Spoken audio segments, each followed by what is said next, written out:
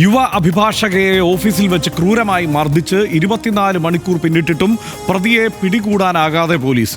ജൂനിയറായ ശ്യാമിലി ജസ്റ്റിനെ ഇന്നലെയാണ് senior criminal വക്കീലായ Beilin Das അതിക്രൂരമായി മർദ്ദിച്ചത്.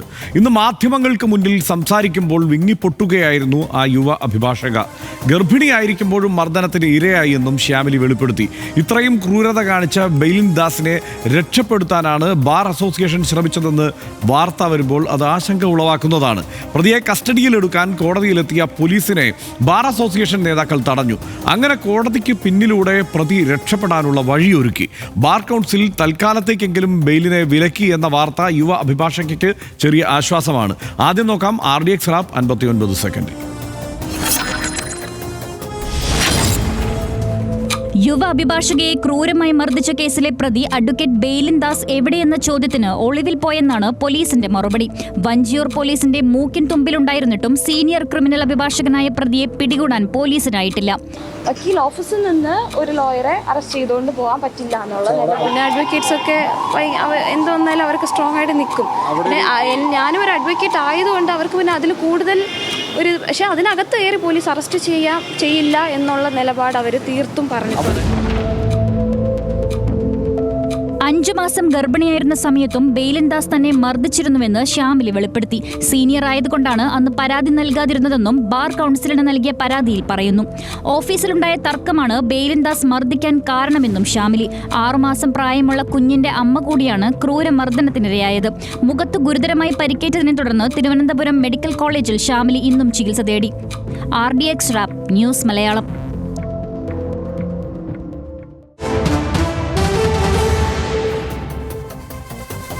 ഇപ്പോഴും പോലീസിന്റെ പിടിയിൽപ്പെടാത്ത, പോലീസിന് പിടികൂടാൻ കഴിയാത്ത അഭിഭാഷകരായി ഒപ്പമുള്ളവർ തന്നെ രക്ഷപ്പെടുത്തിയ ഈ ബെയ്ലിൻ ദാസ് ആരാണ്? തിരുവനന്തപുരം പൂന്തുറ ആലുകാട് സ്വദേശിയാണ് ബെയ്ലിൻ ദാസ്. 2014 ബാർ കൗൺസിലിൽ അഭിഭാഷകനായി എൻറോൾ ചെയ്തു. 2023 ബാർ അസോസിയേഷൻ ട്രഷററായി സ്വതന്ത്രനായി മത്സരിച്ചു, പരാജയപ്പെട്ടു. മുന്നേ എയർഫോഴ്സ് ഉദ്യോഗസ്ഥനാണ് ഇയാൾ. 20 വയസ്സിൽ എയർഫോഴ്സ് ഉദ്യോഗസ്ഥനായി കയറിയതാണ്. 40ാമത്തെ വയസ്സിൽ എയർഫോഴ്സിൽ നിന്ന് വിരമിച്ചു. അതിനുശേഷമാണ് അഭിഭാഷകനായി ജോലി ചെയ്യുന്നത്. ശ്യാമിലിയെ മർദ്ദിച്ചത് വഞ്ചിയൂർ കോടതിയിൽ നിന്ന് 100 മീറ്റർ മാത്രം അകലെയുള്ള ഓഫീസിൽ വെച്ചാണ്. കഴിഞ്ഞ വ്യാഴാഴ്ച ശ്യാമിലിയെ ജോലിയിൽ നിന്ന് ബെയ്ലിൻ പറഞ്ഞുവിട്ടിരുന്നു. പിന്നാലെ ബെയ്ലിൻ തന്നെ ക്ഷമാപണം നടത്തിയതോടെ വെള്ളിയാഴ്ച ജോലിയിൽ തിരികെ പ്രവേശിക്കാനായിട്ട് ശ്യാമിലി തീരുമാനിച്ചു. ഇന്നലെ ഓഫീസിലെത്തിയ ശ്യാമിലി പുറത്താക്കാനുള്ള സാഹചര്യം എന്താണെന്ന് വ്യക്തമാക്കണമെന്ന് ഈ ബെയ്ലിൻ ദാസിനോട് ആവശ്യപ്പെട്ടു.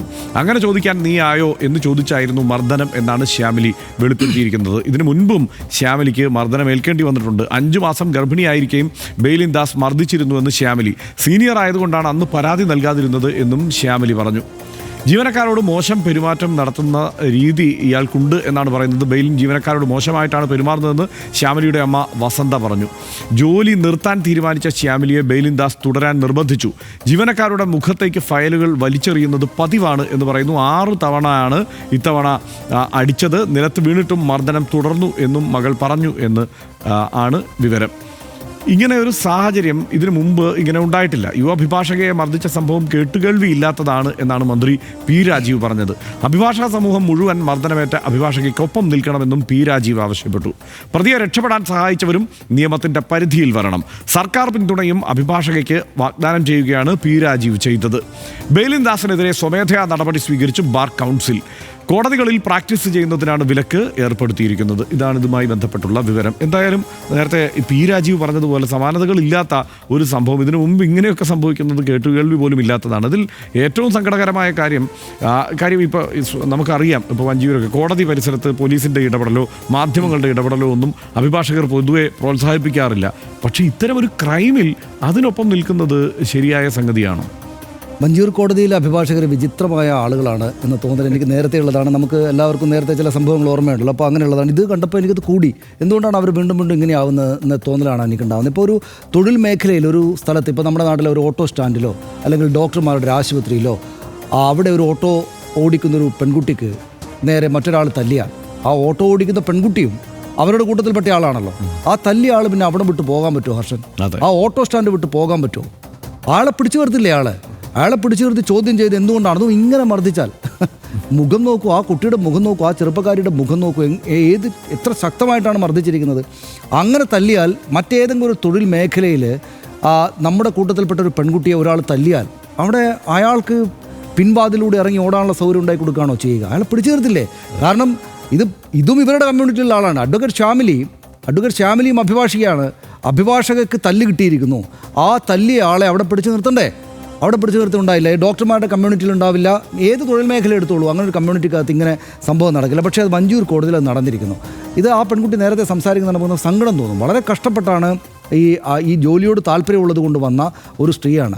അവർ 5 മാസം ഗർഭിണിയായിരിക്കെ ഇയാളിന്ന് തല്ല് വാങ്ങിയത്രേ, ഇയാൾ തല്ലിയത്രേ. അപ്പോൾ അയാളുടെ ഓഫീസിൽ മറ്റാളുകൾ ഉണ്ടാവില്ലേ? 5 മാസം ഗർഭിണിയായിരിക്കുന്ന ഒരു പെൺകുട്ടിയെ അവിടെയുള്ള ഒരാൾ തല്ലി, ആ വാക്കുകൾ കൊണ്ടല്ല, തല്ലി ഫിസിക്കലായി ആക്രമിച്ചു. അപ്പോൾ അതെന്താണ്? അങ്ങനെ ഏതെങ്കിലും കേരളത്തിൽ ഏതെങ്കിലും ഒരു തൊഴിൽ മേഖലയിൽ നടക്കുമോ?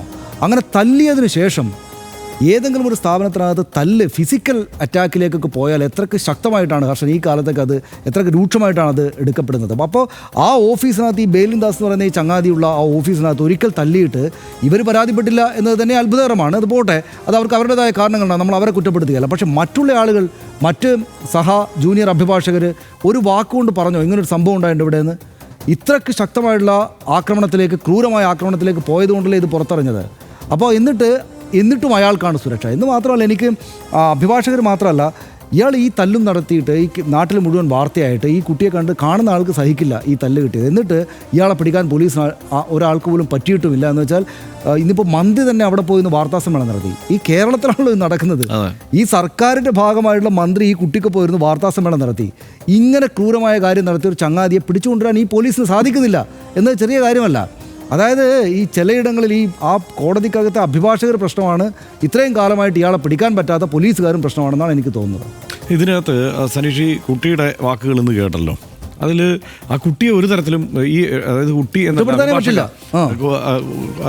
തെറ്റായി ഞാൻ പറഞ്ഞാണ്. അഭിഭാഷകയെ നമുക്ക് ഒരു തരത്തിലും കുറ്റപ്പെടുത്താൻ പറ്റില്ല. കാരണം അവരെങ്ങനെയാണ് പഠിച്ചു വന്നത് എന്നുള്ളത് അവർ വിശദീകരിക്കുന്നുണ്ട്. അവർ പറയുന്നത് ഈ അഭിഭാഷക വൃത്തിയിലേക്ക് പോകാൻ വീട്ടുകാർക്ക് വലിയ താല്പര്യമില്ലായിരുന്നു. ശ്യാമിലി അഭിഭാഷക വൃത്തിയിൽ ഏർപ്പെടുന്നതിൽ വീട്ടുകാർക്ക് വലിയ താല്പര്യമില്ല. അവിടെ സ്ട്രഗിൾ ചെയ്താണ്. അതായത് എൻട്രൻസ് എക്സാം എഴുതാൻ പോലും സാഹചര്യം ഉണ്ടായിരുന്നില്ല. പക്ഷേ അവിടെ കഷ്ടപ്പെട്ട് പിന്നീട് പഠിക്കണമെന്നുള്ള ഒരു വാശി കൊണ്ട് മാനേജ്മെൻറ്റ് കോട്ടയിൽ കയറിയിട്ട് ഒരു വിഷയത്തിന് പോലും ഫസ്റ്റ് ക്ലാസ് മാർക്കിൽ കുറവ് ഞാൻ മേടിച്ചിട്ടില്ല എന്ന് പറയുന്നുണ്ട്. അപ്പോൾ അത്ര പാഷനേറ്റ് ആയിട്ടാണ് ഈ തൊഴിലിലേക്ക് അവർ വരുന്നത്. അങ്ങനെ വരുന്ന ഒരാൾ ഒരുപക്ഷെ എനിക്ക് തോന്നുന്നില്ല ഈ 5 മാസം ഗർഭിണിയായിരിക്കെ മർദ്ദനമേറ്റ കാര്യം വീട്ടിൽ പോലും വെളിപ്പെടുത്തിയിട്ടുണ്ടോ എന്ന് എനിക്ക് സംശയം. കാരണം അവർക്ക് ജോലിയിൽ തുടരണം എന്നുള്ള വലിയൊരു ആഗ്രഹം കാണും. നമ്മളുടെ തൊഴിൽ മേഖലയിൽ തന്നെ എത്ര പേരെ നമ്മൾ അങ്ങനെ കാണുന്നുണ്ട്. ആ ആഗ്രഹം, അങ്ങനെ ഒരു ആഗ്രഹം കൊണ്ട് വളരെ പാഷനറ്റായി അങ്ങനെ വർക്ക് ചെയ്യുന്ന ആളുകൾ. അപ്പോൾ അങ്ങനെ ഒരാഗ്രഹം ഉള്ളതുകൊണ്ട് ചിലപ്പോൾ അത് വെളിപ്പെടുത്തിയിട്ട് പോലും ഉണ്ടാവില്ല. അവർക്ക് ജോലിയിൽ തുടരണം. അവരുടെ ഒരു സീനിയർ അഭിഭാഷകനായി ഇയാളുടെ അടുത്താണ് എത്തിപ്പെട്ടിരിക്കുന്നത്. ഇയാളാവട്ടെ വലിയ രാഷ്ട്രീയ ബന്ധമുള്ള ആളാണ്. മുമ്പ് CPI കാരനായിരുന്നു, അത് കഴിഞ്ഞ് CPM ചേർന്നു, ഇപ്പോൾ കോൺഗ്രസ്സുകാരനായി പ്രവർത്തിക്കുന്നു. എപ്പോൾ നോക്കിയാലും ഈ സോഷ്യൽ മീഡിയയിലൊക്കെ അല്ലെങ്കിൽ ഈ ഓൺലൈൻ ചാനലുകളിലൊക്കെ വന്ന് വലിയ തത്വം പറയുന്ന ആളാണ് ഇയാൾ, ഈ ബെയിലിൻദാസ് എന്ന് പറയുന്നത്. അതും ഈ ഏതൊക്കെയാണ് നമ്മുടെ മേയറുമായി ബന്ധപ്പെട്ടുള്ള പ്രശ്നം ഉണ്ടായല്ലോ, KSRTC ആര്യ രാജേന്ദ്രനുമായി ബന്ധപ്പെട്ട പ്രശ്നത്തിൽ ആ KSRTC കണ്ടക്ടർക്ക് വേണ്ടി നിരന്തരം സോഷ്യൽ മീഡിയയിൽ കണ്ടക്ടർക്ക് അത്ഭുതപ്പെടാനുമില്ല. കാരണം ആ KSRTC കണ്ടക്ടർക്ക് വേണ്ടി നിരന്തരം സോഷ്യൽ മീഡിയയിൽ വന്ന് തത്വം പറഞ്ഞിരുന്നയാളാണ് ഈ ബെയിലിൻദാസ്. അപ്പോൾ അയാൾ ഈ പ്രവൃത്തി തന്നെ ചെയ്യൂ, അത് ഈ കാര്യങ്ങളെല്ലാം ആളുകൾ അറിഞ്ഞു പോകണമല്ലോ, അതുകൊണ്ടാണ്. അപ്പോൾ അങ്ങനെ ഇയാളിങ്ങനെ മർദ്ദിക്കുമ്പോൾ എനിക്ക് ഏറ്റവും ഞെട്ടിക്കുന്ന കാര്യം ആ ഒരു തൊഴിൽ മേഖലയിൽ ആ ഒപ്പം നിൽക്കുന്നവരാരും ഇടപെടുന്നില്ല എന്ന് തനിഷ് പറഞ്ഞില്ല. ആ ഓഫീസിൽ ഒരാൾ ഇടപെടുന്നില്ല ഈ കാര്യത്തിൽ. ഇപ്പോൾ ഇതിനകത്ത് ഇനിയിപ്പോൾ ഇത് കേസായി കഴിയുമ്പോൾ നീതി കിട്ടുമെന്ന് എനിക്കൊരു പ്രതീക്ഷയില്ല. കാരണം ആ ഓഫീസിൽ ഈ ഓഫീസിലെ എത്ര പേർ ഇതിൽ കൃത്യമായി സാക്ഷിമൊഴി കൊടുക്കും എന്നുള്ള കാര്യത്തിൽ എനിക്ക് സംശയമുണ്ട്. ഇനി അതിനുശേഷം ഇയാൾ എവിടെയാണ് ഉണ്ടായിരുന്നത്? ഈ ബാർ കൗൺസിലിൻ്റെ ബാർ അസോസിയേഷൻ്റെ ഓഫീസിലാണ് ഇയാൾ വന്നിരിക്കുന്നത്. ബാർ അസോസിയേഷൻ സെക്രട്ടറിയാണ് ഇയാൾക്ക് രക്ഷപ്പെടാനുള്ള അവസരം ഉണ്ടാക്കി കൊടുക്കുന്നത്. അവിടെ വെച്ച് അറസ്റ്റ് ചെയ്യാൻ പാടില്ല. പോലീസ് എത്തിക്കഴിഞ്ഞപ്പോൾ അറസ്റ്റ് ചെയ്യാൻ പാടില്ല എന്ന് പറഞ്ഞത്. അതായത് ആ ദൃശ്യത്തിൽ അവരുടെ മുഖം കണ്ടാൽ ആദ്യത്തെ ഫസ്റ്റ് ഷോട്ട്, ആദ്യത്തെ ആ വിഷ്വൽ കാണുമ്പോൾ തന്നെ ഒരു ആന്തലല്ലേ നമുക്കുണ്ടാകുന്നത്, പെട്ടെന്ന് ആ ഒരു ഞെട്ടലല്ലേ ഉണ്ടാകുന്നത്. അത് ഏത് മനുഷ്യനും ഉണ്ടാകുന്ന ഞെട്ടൽ ഈ ബാർ അസോസിയേഷൻ സെക്രട്ടറിക്ക് ഉണ്ടായില്ല എന്ന് പറഞ്ഞു കഴിഞ്ഞാൽ എന്താണ് അവസ്ഥ? പോലീസ് അവിടെ എത്തി. പക്ഷേ പോലീസിനെ അറസ്റ്റ് ചെയ്യാൻ സമ്മതിക്കുന്നില്ല. ഇയാളെ അറസ്റ്റ് ചെയ്യാനായിട്ട് ഇയാൾക്ക് രക്ഷപ്പെടാനുള്ള അവസരം ഒരുക്കി കൊടുക്കുന്നു. അങ്ങനെ വിചിത്രമായ കാര്യമാണ് യഥാർത്ഥത്തിൽ അവിടെ സംഭവിച്ചിട്ടുള്ളത്. ഒരു കാരണവശാലും ഇയാൾ രക്ഷപ്പെടാൻ പാടില്ല, ഇതിൽ ശിക്ഷിക്കപ്പെടുക തന്നെ വേണം. പക്ഷെ ഒരു പ്രതീക്ഷയും എനിക്ക് ഈ ഘട്ടത്തിലില്ല. കൃത്യമായ ശിക്ഷ അയാൾക്ക് ലഭിക്കുമെന്നുള്ള കാര്യത്തിൽ എനിക്ക് വിശ്വാസം പോരാ. എനിക്ക് വലിയ അത്ഭുതം എന്താണെന്ന് വെച്ചാൽ ഹർഷൻ, ഇതിപ്പോൾ ഇതിൽ അനീതി നീതി ഒന്നും നോക്കണ്ട, തിരിഞ്ഞു മറിഞ്ഞ് ആലോചിക്കേണ്ട കാര്യമേ ഇല്ലല്ലോ. ഇതിനകത്ത് എവിഡൻ്റ് ആയിട്ട് അവിടെ കാണാമെന്ന്, ഒരാൾ ആക്രമിക്കപ്പെട്ടത് അവിടെ കാണാം. അതിനകത്ത് തീരുമാനമോ നിലപാടോ എടുക്കാൻ ഒട്ടും സംശയിക്കേണ്ട കാര്യമില്ല. ഇയാൾ ഈ പെൺകുട്ടിയെ തല്ലി, ഈ അഭിഭാഷകയെ തല്ലി എന്ന കാര്യം വളരെ വ്യക്തമാണ്. അതിൻ്റെ തെളിവ് അവിടെയുണ്ട്.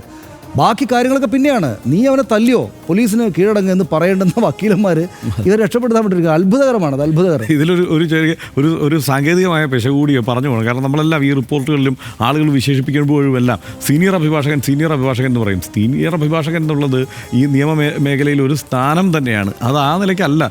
ഇതങ്ങനെ ഒരു സീനിയർ അഭിഭാഷകനല്ല കേട്ടോ. ഇത് ഈ ശ്യാമിലിയുടെ സീനിയറായ അഭിഭാഷകൻ എന്ന നിലയ്ക്ക് തന്നെ വേണം അതിനെ മനസ്സിലാക്കാൻ. അതെ, തൊഴിലിടത്ത് ഒരു പെൺകുട്ടി ആക്രമിക്കപ്പെട്ടപ്പോൾ പൊതുസമൂഹവും അവർ തൊഴിലെടുക്കുന്ന അഭിഭാഷക മേഖലയും ഒപ്പം നിൽക്കുന്നതിൽ RDX സന്തോഷം പ്രകടിപ്പിക്കുകയാണ്. എന്നാൽ വക്കീൽ ഓഫീസിൽ വെച്ച് പ്രതിയെ കസ്റ്റഡിയിലെടുക്കാൻ അനുവദിക്കില്ലെന്ന ബാർ അസോസിയേഷൻ ഭാരവാഹികളുടെ നിലപാട് അങ്ങേയറ്റം തള്ളിപ്പറയേണ്ട ഒന്നാണ്. അഭിഭാഷക സുഹൃത്തുക്കൾ ഉത്തരവാദിത്തത്തോടെ പെരുമാറിയിരുന്നെങ്കിൽ വക്കീൽ കോട്ടിട്ട ക്രിമിനലിനെ ഇന്നലെ തന്നെ നിയമത്തിന് മുന്നിൽ കൊണ്ടുവരാൻ കഴിയുമായിരുന്നു. അതുണ്ടായില്ല എന്നത് സങ്കടകരമാണ്. ഇഷ്ടപ്പെട്ട തൊഴിൽ നേടാൻ കഠിനാധ്വാനം ചെയ്ത് കയറി വന്ന ഒരു പെൺകുട്ടിയെ ഒരടി കൊണ്ട് തോൽപ്പിക്കാനാവില്ലെന്ന് പറയാൻ RDX ഈ അവസരം ഉപയോഗിക്കുന്നു. യുവ അഭിഭാഷകയ്ക്ക് വേഗത്തിൽ നീതി ലഭിക്കട്ടെ. RDX അടുത്ത വിഷയത്തിലേക്ക്.